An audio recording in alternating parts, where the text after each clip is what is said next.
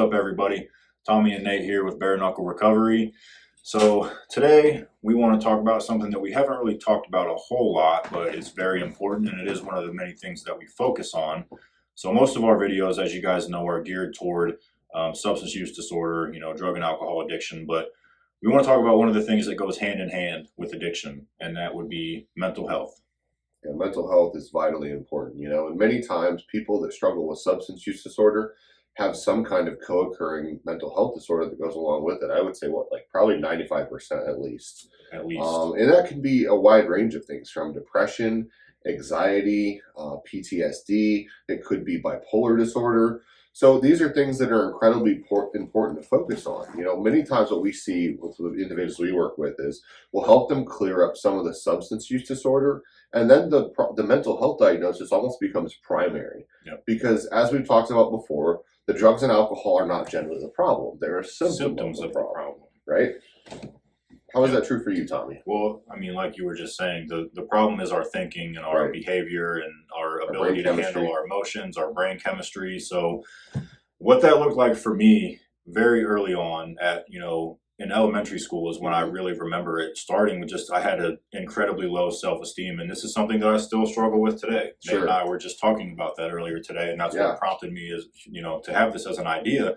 But just low self-esteem and always thinking that I'm not good enough and I'm not worthy and I don't deserve this and that. So that's how it really started with me. And along with that was some social anxiety. I didn't really know how to function in a room full of people. And when I would walk into a room full of people, I would immediately feel like everyone is looking at me. Everyone is talking about me. Everyone is thinking and saying negative things about me. Sure. And then when I would get high, at 12, 13 years old, I would smoke weed and then I would not worry about any of those things. So as that progressed over the years, it got the substance use certainly got more and more serious over time. More prominent, and I was ignoring all of the mental health issues that I had. And then I get sober, and guess what's still there? The heroin's gone, the weed's gone, the cocaine and meth are gone, the alcohol's gone, but guess what's still there? The mental health disorder. The mental health disorder was still there. I'm still feeling inadequate. I'm still anxious. I still feel, I still have self-esteem issues. Right. So, and even almost 4 years into recovery now, those are still things that every day I have to focus on, and they're still things that affect me from time to time. So yeah, that's true for many people, like I said, that struggle with substance use disorder. And the most common thing for a lot of people is anxiety or depression. It doesn't have to be some kind of heavy diagnosis where it's bipolar or borderline personality disorder, although those things are common. For most people it's just feeling anxious. It's some kind of mild, moderate, or severe anxiety, or mild or moderate depression, which can lead us to self-medicate. And that's ultimately where our addiction comes out of, is that we find these substances that turn those parts of our brain off, that make us feel okay. And so then when we take away our primary coping mechanism, it doesn't even go back to the way it was before we started using.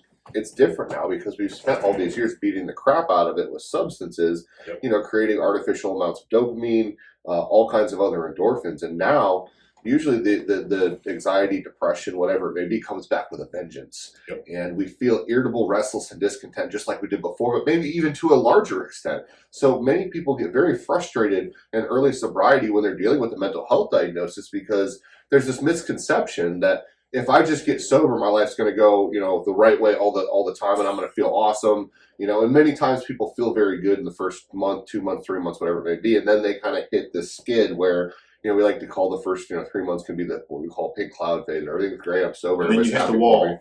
And you hit the wall, and that's where a lot of these mental health disorders kind of pop out of then and resurface, if you would. And it's very important that people get help for these things. And we also want to destigmatize mental health. Absolutely. It's okay to suffer with, depression, anxiety, or even thoughts of hurting yourself, whether it's thoughts of just, I don't want to wake up anymore, or I'd be fine if I get hit by a bus, or I am going to kill myself, or I just don't feel worthy.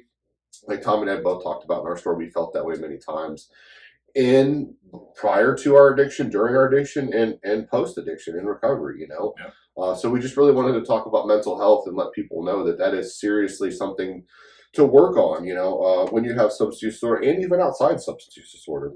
And Tommy and I help place a lot of individuals who wouldn't be, diagnosed as primary substance use. A lot of people you know, maybe they call in and they're very depressed and they say, well, maybe I smoke weed 2 or 3 times a week, you know, or I drink alcohol, maybe I get drunk 2 nights a week, but really I just can't get out of bed because I'm so depressed, or I drink, you know, 3 to 4 drinks a day just because I'm so anxious and I can't stop. Yeah. Or I become dependent on Xanax or Valium, whatever it may be. So if you're suffering with these things, you know, feel free to reach out to us. You know, Tommy and I, like, you know, we've said many times, we've suffered with anxiety, depression, feelings of worthlessness, not being good enough, also substance use disorder. As you guys know, we'd be happy to connect you with a mental health professional and also talk to you and share our own story with you. So, Tommy, you got anything else? Nope, just wanted to, you know, throw that out there and let everyone know that this is another very important aspect of what we do. Yeah.